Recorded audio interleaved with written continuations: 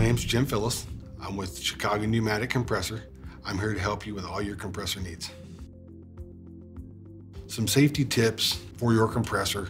When you're working on your compressor, make sure the power is shut off, and also make sure that your breaker is open so there's no power going to the machine. Because it is an electrical device, do not store any flammables around it. You do have contactors in place, and we also want to make sure that the compressor is not in any type of water or standing water, and any water being discharged from the tank or from the dryer is being discharged to some type of a catch facility or an actual drain.